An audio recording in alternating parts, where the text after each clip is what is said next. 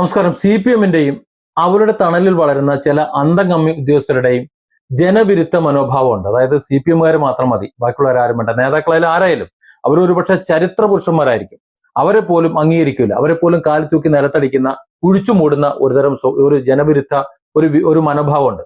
ആ മനോഭാവത്തെ തുറന്നിടാൻ വേണ്ടിയിട്ടാണ് ഈ വീഡിയോ. ഒരു സംഭവത്തെ നിങ്ങളുടെ മുന്നിൽ വെക്കാൻ വേണ്ടിയിട്ടാണ്. ഡൽഹിയിലെ ട്രാവൻകൂർ പാലസിൽ സ്ഥാപിച്ചിരുന്ന മുൻ മുഖ്യമന്ത്രി ഉമ്മൻചാണ്ടിയുടെ ശിലാഫലകം രാഷ്ട്രീയ വൈരാഗ്യത്തിന്റെ പേരിൽ അവിടെ നിന്ന് തൂക്കി മാറ്റിയ ഒരു ഉദ്യോഗസ്ഥൻ, ആ ഉദ്യോഗസ്ഥന്റെ ധാർഷ്ട്യത്തിന് നേരെ മന്ത്രി PK ബഷീർ നടത്തിയിട്ടുള്ള ശക്തമായ ഇടപെടൽ CPM ഭരണ സംവിധാനത്തിലെ ജീർണതയെ, ക്ഷുദ്രതയൊക്കെ കൃത്യമായിട്ട് വെളിച്ചത്ത് കൊണ്ടുവരുന്ന ഒരു ഇടപെടലാണത്. CPM-നെ സംബന്ധിച്ചിടത്തോളം ഉള്ള ഒരു കലാപരിപാടി എന്ന് പറയുന്നത്, അവർക്ക് മുമ്പ് ഉണ്ടായിരുന്ന CPM അല്ലാത്ത മറ്റ് സർക്കാരിന്റെ കാലത്ത് എന്തെങ്കിലും ഒരു നേട്ടം കൊണ്ടുവന്നാൽ, ആരെങ്കിലും എന്തെങ്കിലും കൊണ്ടുവന്നു കഴിഞ്ഞാൽ അതിനെയൊക്കെ ചിത്രത്തിൽ നിന്ന് മാച്ച് കളഞ്ഞിട്ട് അത് കളഞ്ഞില്ല എന്നുകൊണ്ട് അവർക്ക് സമാധാനം ഉണ്ടാവില്ല എന്നൊരു അസഹിഷ്ണുത ഉണ്ട്. ആ അസഹിഷ്ണുത നിറഞ്ഞിട്ടുള്ള ഒരു പാരമ്പര്യം അതവരിപ്പോഴും വെച്ചു പുലർത്തുന്നുണ്ട് എന്നാണ്. ഉമ്മൻചാണ്ടി 2015 ഏറെ അഭിമാനത്തോടെ ഉദ്ഘാടനം ചെയ്ത ശിലാഫലകമാണത്. പിണറായി സർക്കാർ അധികാരത്തിൽ വന്നതോടെ രാഷ്ട്രീയ തിമിരം അങ്ങോട്ട് ബാധിച്ചിട്ട് ആ ഉദ്യോഗസ്ഥർ അവിടെ നിന്ന് ആ ഫലകം എടുത്ത് മാറ്റിയിട്ട് മഴയത്തും വെയിലത്തും ഒന്നിനും കൊള്ളാതെ അങ്ങോട്ട് ഉപേക്ഷിച്ചു. ഇത് കേവലം ഒരു കല്ലിനോട് കാണിച്ച ഒരു ആദരവല്ല, മറിച്ച് ജനങ്ങൾ നെഞ്ചിലേറ്റിയ ഒരു ജനനായകനോടും കേരളത്തിന്റെ രാഷ്ട്രീയ ചരിത്രത്തോടും കാണിച്ചിട്ടുള്ള ക്രൂരമായ രാഷ്ട്രീയ അപമാനമാണ്. നമ്മുടെ കഴിഞ്ഞ 10 വർഷം ഇവിടെ ഭരിച്ച മുഖ്യമന്ത്രി എന്ന് പറയുന്നത് സഖാവ് പിണറായി വിജയനാണ്. ഞാനടക്കമുള്ള മുഴുവൻ ആൾക്കാരും സഖാവ് പിണറായി വിജയന്റെ ഭരണപരമായിട്ടുള്ള വിമർശനം നന്നായിട്ട് നടത്തും. പക്ഷെ അദ്ദേഹം എവിടെയെങ്കിലും നടത്തിയിട്ടുള്ള ഒരു ഉദ്ഘാടനം, ആ ഉദ്ഘാടനത്തിന് അദ്ദേഹം സ്ഥാപിച്ചിട്ടുള്ള ഒരു ശിലാഫലകം, അത് നാളെ അത് ഒരാളെടുത്ത് വലിച്ചെറിഞ്ഞിട്ട് മറ്റൊരാളെ അവിടെ സ്ഥാപിക്കണമെന്നുണ്ടെങ്കിൽ അവന്റെ കരണക്കുറ്റി അടിച്ചു പൊളിക്കണമെന്നാണ് ഞാൻ പറയുക. കാരണം മുഖ്യമന്ത്രി എന്ന നിലയിൽ അദ്ദേഹം അഭിമാനപൂർവ്വം സ്ഥാപിച്ചതാണത്. അത് അദ്ദേഹത്തിന്റെ കയ്യൊപ്പ് പതിഞ്ഞതാണ്. അത് അവിടെ ഉണ്ടാകണം. അത് പിണറായിയുടെ എതിർപ്പുണ്ട്, അല്ലെങ്കിൽ അദ്ദേഹത്തിന്റെ ആശയത്തോടെ എതിർപ്പുണ്ടെന്ന് പറഞ്ഞിട്ട് കാര്യമൊന്നുമില്ല. അത് കേരളത്തിന്റെ മുഖ്യമന്ത്രി സ്ഥാപിച്ചതാണ്. അത് ഇനി ആരായാലും. അതുപോലെ എതിർക്കുന്ന KB ഗണേഷ്കുമാറിനെ കുറിച്ച് എതിർക്കുന്നുണ്ട്. ഇനി അദ്ദേഹം ഒരു ഉദ്ഘാടനം നടത്തി പത്തനാപുരത്ത് നടത്തി എന്ന് വിചാരിച്ചോളൂ. അവിടെ ജ്യോതികുമാർ ചാമക്കാല അങ്ങോട്ട് ചെന്നിട്ട് അതങ്ങോട്ട് ആ ശിലാഫലകം എടുത്ത് വലിച്ചെറിഞ്ഞു കഴിഞ്ഞാൽ അവിടെയും ഇത് തന്നെയാണ് പ്രതികരിക്കേണ്ടത്. അങ്ങനെ വലിച്ചെറിയാൻ പാടില്ല. കാരണം ഓരോ സമയത്ത് അവരവർക്ക് ചെയ്യാൻ കഴിയുന്നത് ചെയ്യുമ്പോൾ ഒരു അടയാളക്കല്ല് അവിടെ സ്ഥാപിച്ചു വെക്കും. അത് ഭരണം മാറുമ്പോൾ അത്തരത്തിലുള്ള നേതാക്കളുടെ സ്മാരകങ്ങളും അവർ ചെയ്തിട്ടുള്ള നല്ല കാര്യങ്ങളും അടയാളങ്ങളും ഒക്കെ എടുത്ത് നശിപ്പിക്കുക എന്ന് പറയുന്നത് അതൊരു നല്ല കാര്യമൊന്നുമില്ല. പക്ഷെ CPM-ന് ആ ഒരു ചരിത്രം ഉണ്ടെന്ന് തോന്നുന്നുണ്ട്. കുറച്ച് കൂടുതലാണത്. കേരളത്തിലെ ജനങ്ങൾ മുഴുവൻ നെഞ്ചിലേറ്റിയ ഒരു ജനനായകനോടും കേരളത്തിന്റെ രാഷ്ട്രീയ ചരിത്രത്തോടും കാണിച്ചിട്ടുള്ള ക്രൂരമായ ഒരു രാഷ്ട്രീയ അപമാനമാണ് ഉമ്മൻചാണ്ടിയോട് കാണിച്ചത്, ആ ഫലകം എടുത്ത് വലിച്ചെറിഞ്ഞോട് കാണിച്ചത്.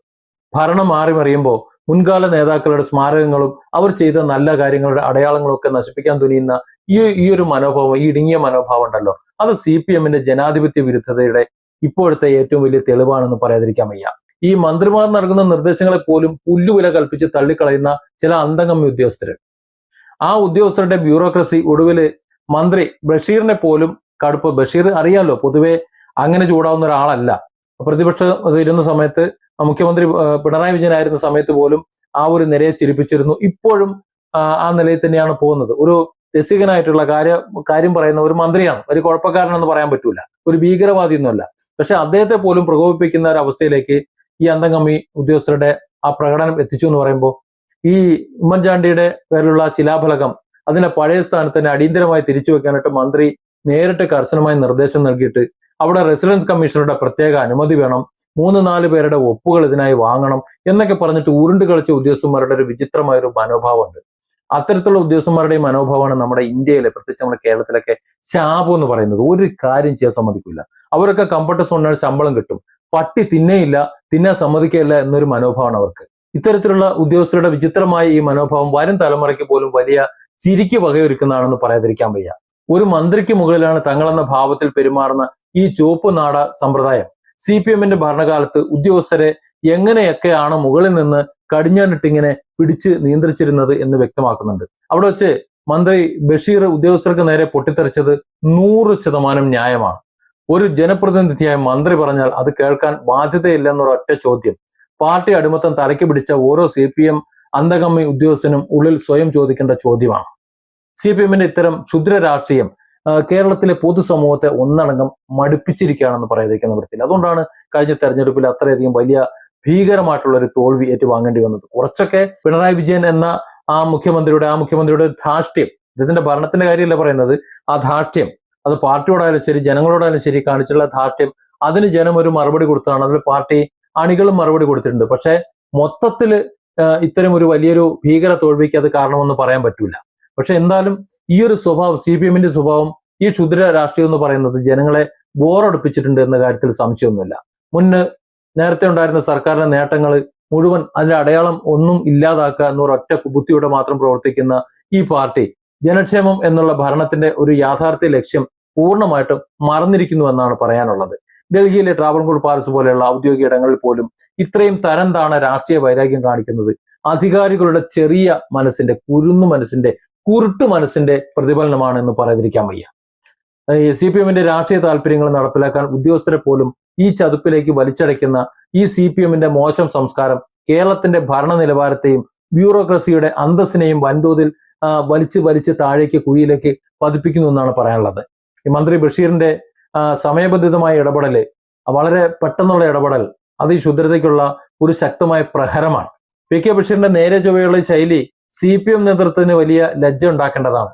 വേറെ അസംബ്ലിയിൽ തന്റെ തനതായ ശൈലിയിൽ നിരന്തരം പോരാട്ടം നടത്തുന്ന ബഷീർ മന്ത്രിയായി വന്നതോടെ ഈ ഉദ്യോഗസ്ഥരുടെ അന്തംഗമ്മി മനോഭാവത്തിന് നേരെയുള്ള വലിയ ഒരു വെല്ലുവിളിയായി അദ്ദേഹം മാറിയിട്ടുണ്ടെന്ന കാര്യത്തിൽ സംശയമില്ല. ഉമ്മൻചാണ്ടിയുടെ ശിലാഫലകം അതിന്റെ യഥാസ്ഥാനത്ത് അന്തസ്സോടെ തിരിച്ചുവെക്കാൻ അദ്ദേഹം എടുത്തിട്ടുള്ള വിട്ടുവീഴ്ചയില്ലാത്ത നിലപാടിനെ ജനങ്ങൾ ഒന്നടങ്കം പ്രശംസിക്കുകയാണെന്ന്. CPM തണലിലിരിക്കുന്ന ഉദ്യോഗസ്ഥ സംവിധാനം മന്ത്രിമാരുടെ വാക്കുകളെ പോലും അവഗണിക്കുന്നത് ഭരണ സംവിധാനത്തെ ബാധിച്ചിട്ടുള്ള ക്ഷയരോഗത്തിന്റെ ലക്ഷണമാണ്.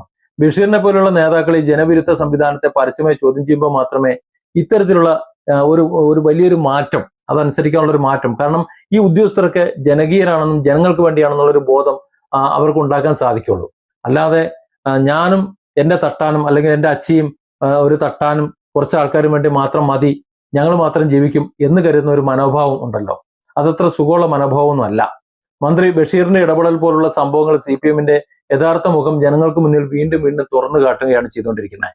ജനങ്ങൾ തിരഞ്ഞെടുത്ത ജനപ്രതിനിധികൾ പാർട്ടിയുടെ അടിമകളായ ഉദ്യോഗസ്ഥരുടെ വാശികൾക്ക് പ്രാധാന്യം നൽകുന്ന ഈ കെട്ട സംസ്കാരം മാറ്റിയെഴുതപ്പെടണം. ഇല്ലെങ്കിൽ ജനാധിപത്യത്തെ വെല്ലുവിളിക്കുന്ന ഈ അന്തംഗമ്മി നിലപാടിന് വരും ദിവസങ്ങളിൽ ജനങ്ങൾ തന്നെ വോട്ടിലൂടെ അന്ത്യം കുറിക്കും. ഇപ്പോ വീട്ടിലിരുത്തിയിട്ടേ ഉള്ളൂ. ഇനി ഇങ്ങനെ ഒരു ഭരണ സംവിധാനമോ അല്ലെങ്കിൽ ഇങ്ങനെ ഒരു പാർട്ടി സംവിധാനമോ ഇവിടെ ഇല്ലായിരുന്നു എന്ന് അടയാളപ്പെടുത്തുന്നത്, ഇപ്പൊ ഉമ്മൻചാണ്ടിയുടെ ഫലകം എടുത്ത് വലിച്ചെറിഞ്ഞിരുന്ന പോലെ CPM കേരള മണ്ണിൽ നിന്ന് വലിച്ചെറിയുന്ന ഒരു സാഹചര്യം വരും. അങ്ങനെ വരുമ്പോൾ ഒരു കുഴപ്പമുണ്ട്. ലോകത്ത് ആദ്യമായി തെരഞ്ഞെടുക്കപ്പെട്ട കമ്മ്യൂണിസ്റ്റ് മന്ത്രിസഭ കേരളത്തിലായിരുന്നു. നമ്മൾ വീഡിയോയിലൊക്കെ നേരത്തെ പറഞ്ഞിരുന്നത് പോലെ തെരഞ്ഞെടുക്കപ്പെട്ട അവസാന മന്ത്രിസഭ ഈ കേരളത്തിലായിരുന്നു. അത് രണ്ടാം പിണറായി സർക്കാരായിരുന്നു എന്ന് പറയേണ്ടി വരും. Different angles. Don't forget to subscribe and support this channel.